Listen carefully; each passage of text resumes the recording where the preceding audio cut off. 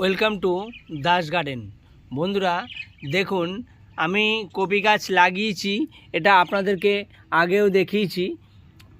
তবে দেখুন আমার কিন্তু প্রত্যেকটা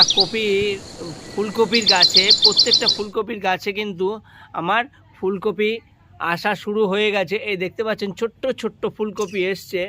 এটা সবার প্রথমে এসছিল, এটা একটু বড় হয়েছে। আর এগুলো দেখুন সব কটা গাছে কিন্তু আমার অলরেডি ফুলকপি চলে আসছে।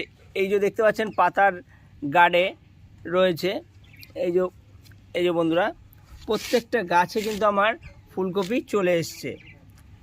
দেখতে কত সুন্দর লাগে দেখুন, নিজের হাতে তৈরি গাছে যখন ফল হয় খুবই খাবার থেকে আনন্দটা বেশি হয়। জানি না কতটা বড় হবে, তবে বড় হওয়াটা তো সম্পূর্ণ সারের উপরে ডিপেন্ড করে। আমি টোটালটা কিচেন ওয়েস্ট জৈব সার দিয়েই আমি কিন্তু গাছের দেখাশোনা করি। আমি প্রত্যেকটা ভিডিওতে বলি যে আমি কিন্তু গাছের দেখাশোনা করি কিন্তু জৈব সার দিয়ে, জৈব অর্গানিক পদ্ধতিতেই আমি যা করি অর্গানিক।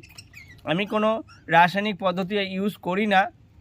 তবে আপনাদেরও বাগানে, ছাদ বাগানে যদি মনে করেন যে না আমরাও লাগাবো, ছাদের উপরে বিভিন্ন রকমের সবজি চাষ করব, তবে আপনারাও কিন্তু করতে পারবেন। তবে আমাকে ফলো করবেন। ফলো করলে আমি কিন্তু কিভাবে গাছ লাগাই, গাছের দেখাশুনো কিভাবে করতে হয়, সব কিছু আপনাদেরকে ভিডিও মাধ্যমে আমি তুলে ধরি।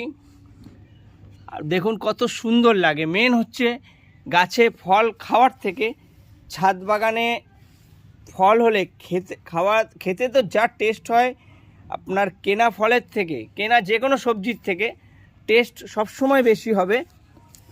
আর খাওয়ার থেকে মেন বন্ধুরা সব থেকে আনন্দের ব্যাপার হচ্ছে মন আনন্দে ভরে যায়।